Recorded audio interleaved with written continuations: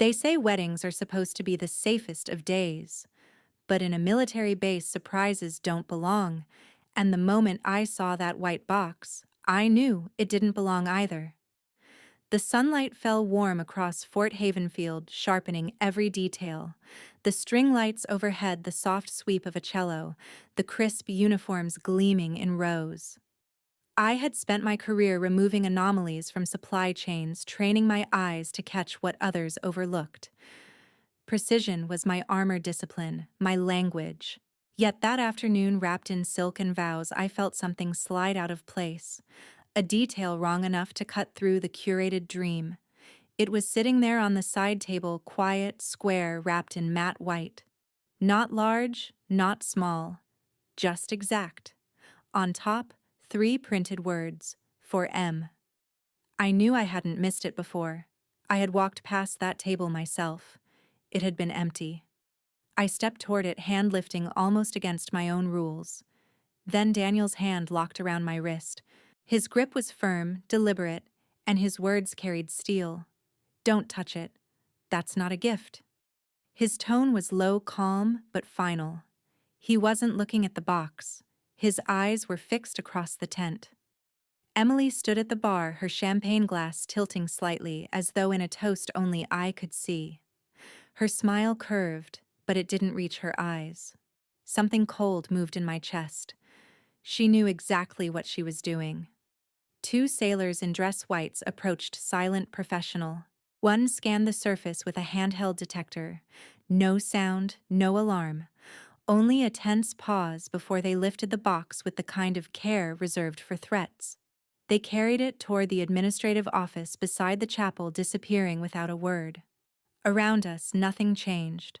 The cello played, officers laughed, champagne flowed. Only Daniel's steady presence and the impression of his grip kept me upright. I wanted to confront her, to demand answers in front of everyone, but my throat locked. This was not the place for family eruptions. Emily counted on that. She counted on my silence. The reception blurred, polite laughter floating like static camera shutters, clicking hugs exchanged. Yet I watched her slip behind the drapes at the far end of the tent. No farewell, no explanation, just absent, surgical, intentional.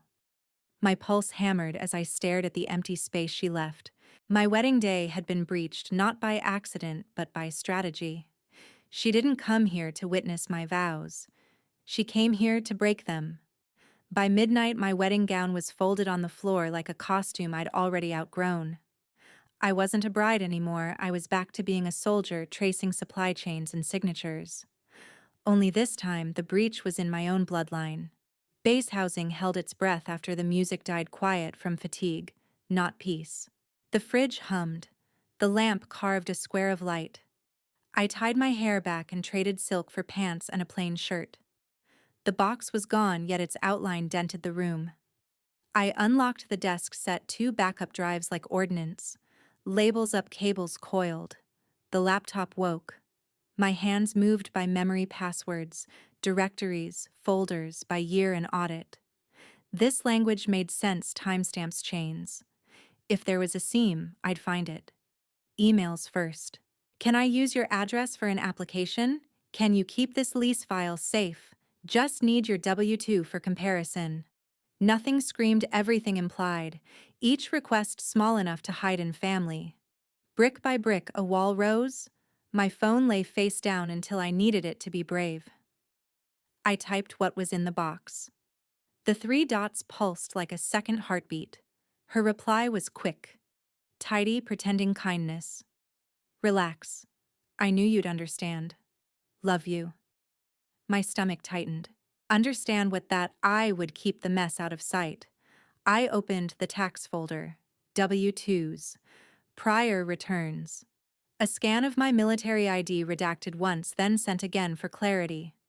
The Georgia address from 5 years ago resting in a leasing PDF I'd forwarded. I followed breadcrumbs until they spelled a name I did not create: Coburn Holdings, LLC. Articles of organization. A contract with my name slotted into the signature block. The signature? Mine, until you stared long enough. The curl wrung the pressure too, even. Daniel's reflection filled the window before his voice reached me. He set a glass by my hand. Breathe. I did. He looked at the screen. She counted on your restraint. And she was right. Not blame diagnosis. Restraint kept me professional. It also kept me quiet. Metadata steadied my hands. I traced creation times device IDs IPs through a Brooklyn router, then a proxy I didn't will in file names, a breadcrumb meant to disappear. The room narrowed as the trail widened. This wasn't impulse. It was architecture. I had brought materials. She drew the plan. Shame rose, cooled into something harder. I listed what to pull at Dawn Printout's flags, chain of custody forms. The pen dented the page. I underlined dates until the ink threatened. In the glass, the white edge of my dress on the chair looked like a surrender flag abandoned mid-flight. I pressed my palm to the desk until the tremor passed. I was not surrendering. Identity theft is a sterile phrase. In my kitchen, it felt like someone had lifted my name, hollowed it, and worn it to dinner with my commanders. The white box made sense, not a celebration, but a final link meant for a softened bride. She misread me. I wasn't softened. I was sharpening. Maddie rereads Emily's last email. Trust me. Love you. Inner monologue. It wasn't love. It was the perfect camouflage. They hadn't just borrowed my name, they had built another version of me. And tonight, in a windowless room at NCIS, I finally saw her face on paper. The air inside the field office felt refrigerated, the kind of cold that seeps into your knuckles. Gray walls boxed the room tight. No windows, only a table bolted to the floor, and 2 chairs that scraped concrete if you moved them. I had been in briefings before debriefs, even interrogations overseas, but never like this.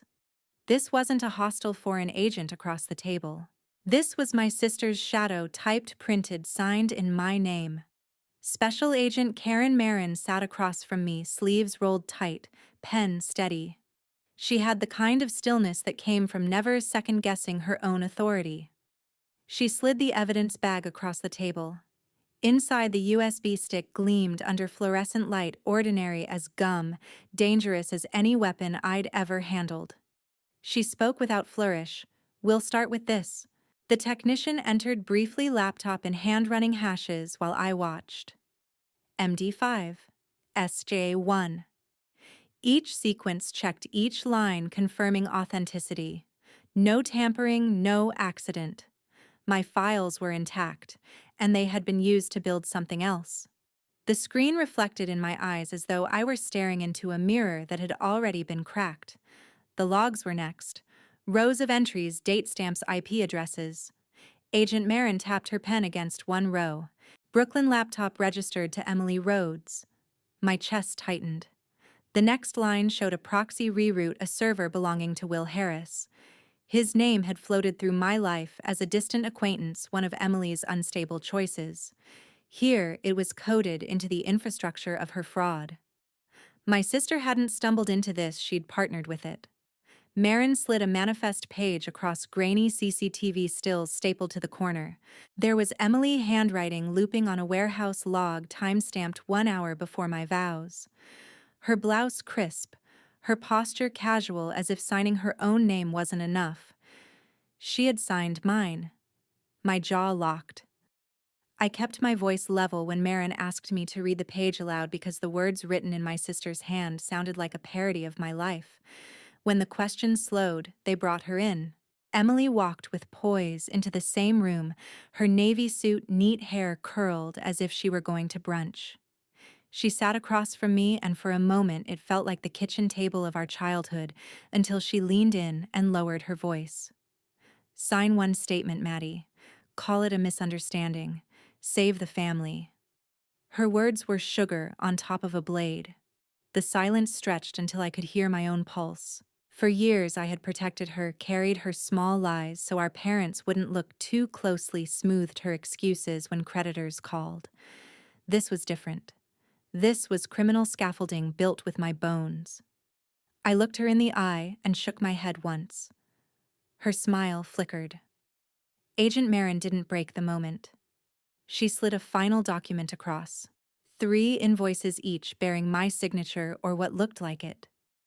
At first glance, I could almost believe I had written them in a rush, but the pressure was wrong, the drag missing. It was lifted, placed, imitated. A ghost version of me staring back. My skin crawled. Emily had not just stolen, she had replicated.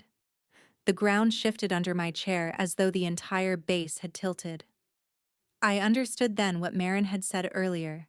This wasn't sloppiness, it was engineering. Emily hadn't just forged me.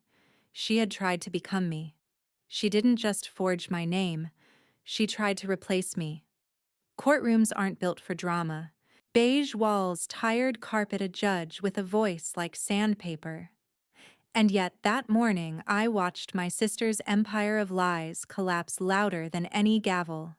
The federal courthouse in Cleveland smelled of dust and coffee burned too long. There were no cameras, no reporters leaning forward for a scandal. Just rows of benches, the low hum of fluorescent lights, and the kind of silence that made even air feel watched. I sat stiff-backed, hands folded, not as a bride, not as a victim, but as someone summoned to name the truth under oath. My uniform stayed at home.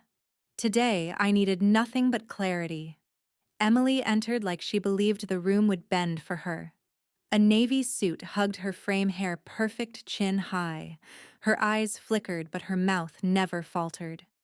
She thought cooperation had bought her insurance, that the government's appetite for quick wins would leave her dignity intact. She miscalculated. Confidence, after all, was still a mask.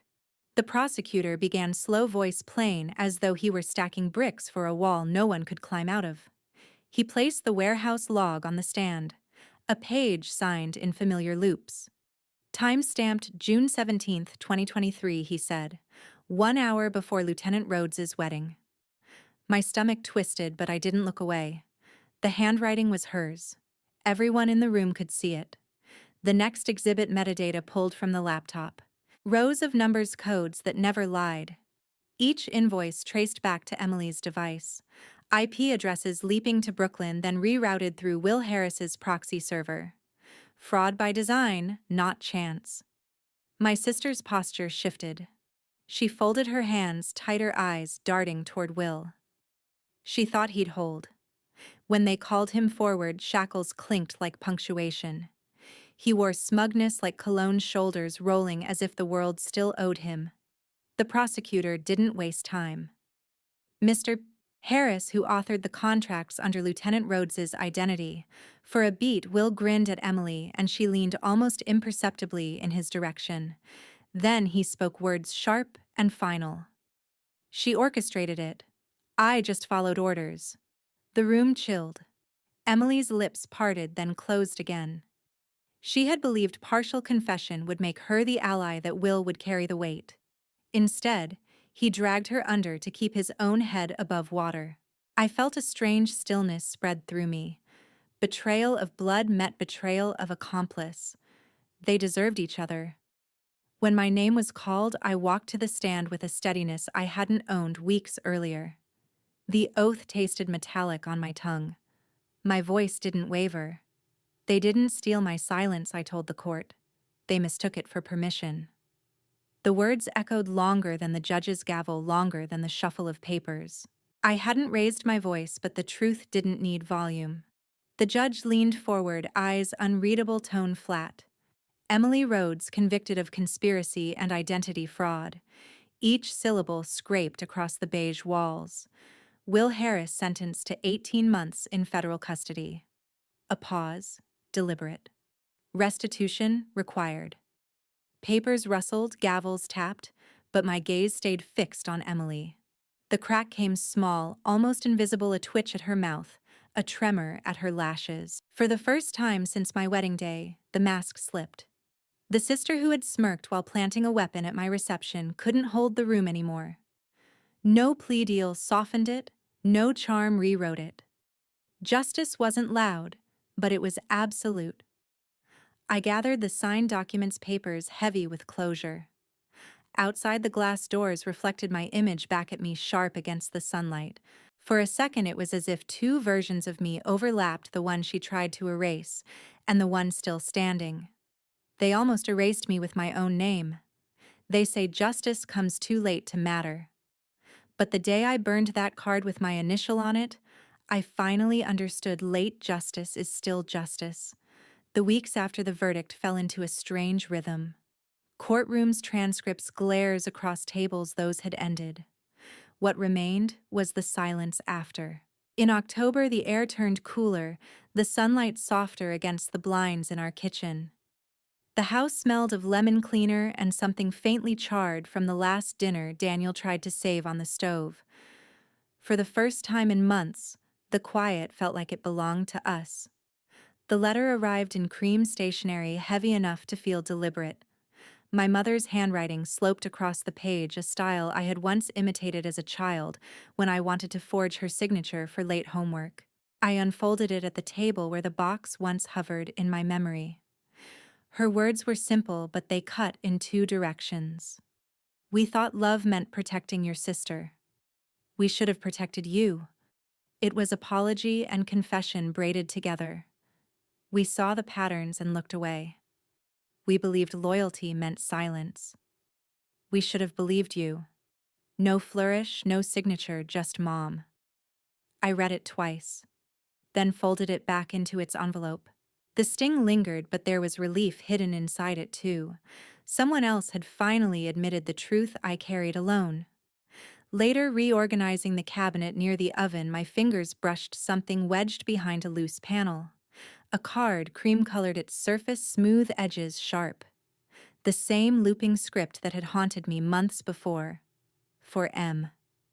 My pulse didn't spike. Instead, I held it like a relic that had lost its power. Without ceremony, I opened the oven broiler, set the card on the tray, and turned the flame. The paper curled inward edges, blackening ink, dissolving into smoke. It vanished as cleanly as it had entered my life. Watching it burn, I realized the act wasn't destruction, it was reclamation. That box in June had planted doubt. This fire in October returned control. The next morning, an email blinked into my inbox from personnel status active consideration. No apology, no fanfare. Just 3 words acknowledging my name once again. Not cleared, not decorated, but restored. Enough. I printed the page, slid it into the folder labeled Private Latian Maddie Rhodes, and closed the drawer. They had tried to erase me with forged signatures. The system had written me back in. That evening, Daniel grilled steaks on the porch. The sizzle filled the air, mixing with the sound of cicadas. We ate quietly under a sky streaked with pink and gray. No toasts, no speeches, just the rhythm of knives against plates. When the dishes were done, I sat with my journal writing in the same steady hand Emily had tried to copy. They used my silence as their weapon. But silence, when chosen, is a blade of its own. The fire from the card still lingered in my mind. It had not erased betrayal, but it redrew its borders. Emily existed now in memory letters and court documents, not in my daily life. Trust was gone, maybe forever. Forgiveness might come in time, but it would never be the same currency she once borrowed. That was not weakness. That was choice. Daniel poured 2 bourbons, set one in front of me, and lifted his glass without clinking. He asked almost casually, "Ready to move on?" I looked at the stars above the porch, real and steady, not projected illusions. "Not moving on," I said. "Moving forward. Clear is good." I've carried this story longer than I carried my wedding dress. Betrayal leaves marks you don't see on skin. It carves itself into silence, into restraint, into the way you second-guess your own instincts. I want you listening or reading now to sit with me in this truth.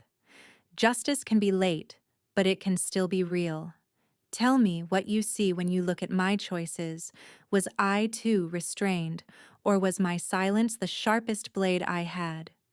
Share your thoughts, because your voice keeps my name alive where others tried to erase it.